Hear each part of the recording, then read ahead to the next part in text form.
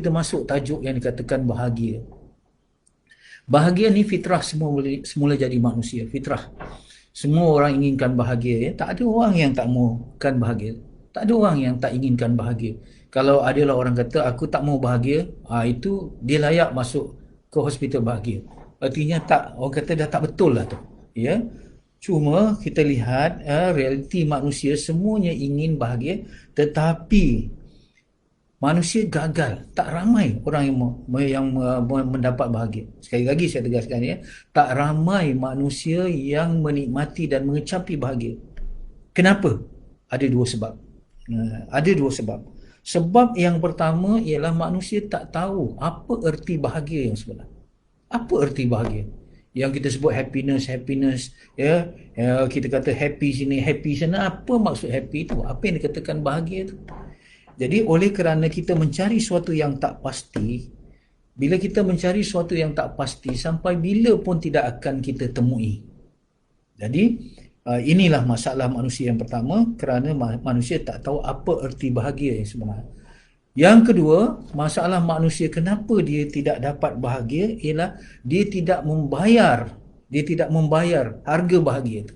Nak bahagia ni ada bayaran dia. Setiap yang mahal, setiap yang bernilai, mesti ada harga dia. Dan kalau kita nak dapat, kita kena bayar harga dia. Jadi, ramai yang tahu apa erti bahagia, tetapi tidak membayar untuk mendapatkannya. Baik, itu dua sebab. Baik. Sekarang saya ingin menyelesaikan, sama-sama berkongsi menyelesaikan apa yang dimaksudkan dengan bahagia. Apa yang dikatakan bahagia itu? Ya, manusia ni keliru dalam mencari bahagia, kerana manusia merasakan apabila dia seronok, dia bahagia. Yang kedua, apabila dia gembira, dia bahagia. Ya? Sebab itu manusia memburu keseronokan, manusia memburu kegembiraan, kerana sangkaannya bahawa itulah elemen yang membawa kepada kebahagiaan. Ya? Apa dia yang dimasukkan seronok ni? Seronok ya, kira saya seronok lah hari ni. Seronok ini, kata pakar-pakar, seronok ini ialah apabila kita mendapat sesuatu yang bersifat fizikal dan material. Ya, kita fizikal dan material, contoh ya, kita pergi ke tempat peranginan, misal kata di tepi tasik, di tepi pantai, di tepi sungai, air terjun, kemudian duduk chalet ataupun duduk banglo di situ, kemudian dengan keluarga kita, okey, kita menikmati pandangan yang cantik. Kemudian itu yang dikatakan seronok.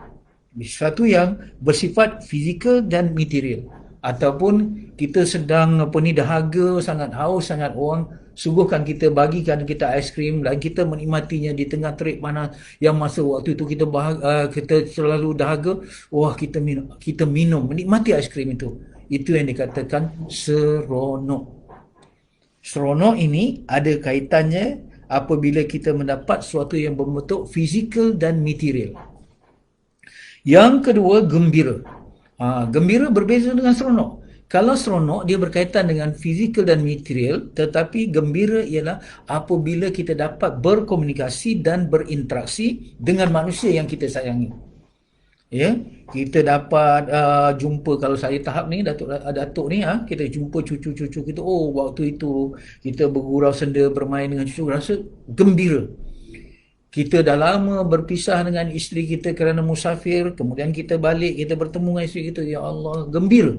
Ya, kita ada kawan dulu, yang satu sekolah, kita jumpa balik, reunion balik, kita bersembang hal-hal lama, kita pun ketawa, gelak, teringat perkara nostalgia lama-lama, yang itu kita gembira.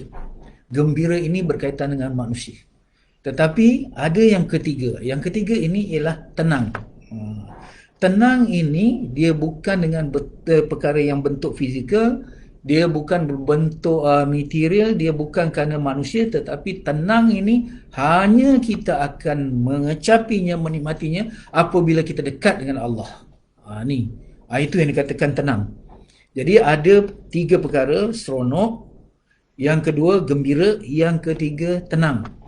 Baik, saya nak tegaskan, ketenangan itulah yang dikatakan kebahagiaan. Jadi ketenangan itulah yang dikatakan kebahagiaan. Jadi kalau kita kata kita nak bahagia, terlebih dahulu kita mesti mendapat ketenangan, bukan keseronokan dan bukan kegembiraan. Ya. Jadi salah ke kita nak seronok? Salah ke kita nak gembira? Tak salah. Tetapi jangan kita memburu keseronokan, jangan kita memburu kegembiraan dengan meminggirkan ketenangan. Dengan maksud kata, jangan kita buru sesuatu yang bersifat fizikal dan material, jangan kita buru penghargaan manusia dengan meminggirkan Allah. Jadi, kalau kita meminggirkan Allah, artinya tidak ada ketenangan. Bila kita tidak ada ketenangan, minta maaf ya, sukar untuk kita dapat keseronokan, sukar kita dapat kegembiraan yang hakiki dan abadi.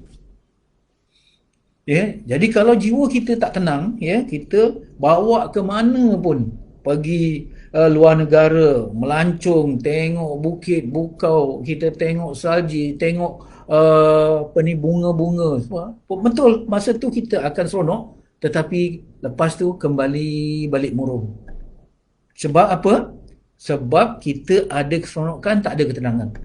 Ya, kita dah makan hotel 5 star dah bawa, akhirnya kita jemu. Ya, jadi waktu itu tak ada kegembiraan, tak ada keseronokan lagi, walaupun makanan lazat ada di hadapan mata kita. Tak ada dah, kurang dah. Ya. Dan kalau kita tidak ada ketenangan, kalau kita nak gembira tu, nak gembira dengan orang dah makin sukar. Ya, dah tua-tua ni kadang-kadang kita gembira dengan cucu, tapi kadang-kadang cucu dah letah dia macam ni, kita dah mudah jemu, mudah marah dan sebagainya. Berlakulah krisis, berlakulah konflik sikit-sikit sebab hati sudah tidak tenang, maka sukar untuk gembira. Tetapi kalau kita dah dapat ketenangan, kita akan mudah seronok.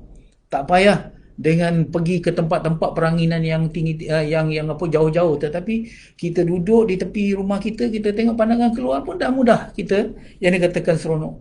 Tak payah kita jumpa orang yang kita sayangi, kita beli beli nasi lemak, berbual dengan makcik yang baik hati, yang menjual, kita dah gembira. Jadi ingat ya, kalau orang tu tenang, dia mudah gembira dan mudah seronok. Tetapi kalau tak tenang, dia mudah keseronokan, mudah sirna, mudah hilang, kegembiraan tu mudah melayang. Mudah. Jadi kita mesti yakin kita kena buru ketenangan. InsyaAllah ketenangan itulah yang akan membawa kita pada kebahagiaan. Ya.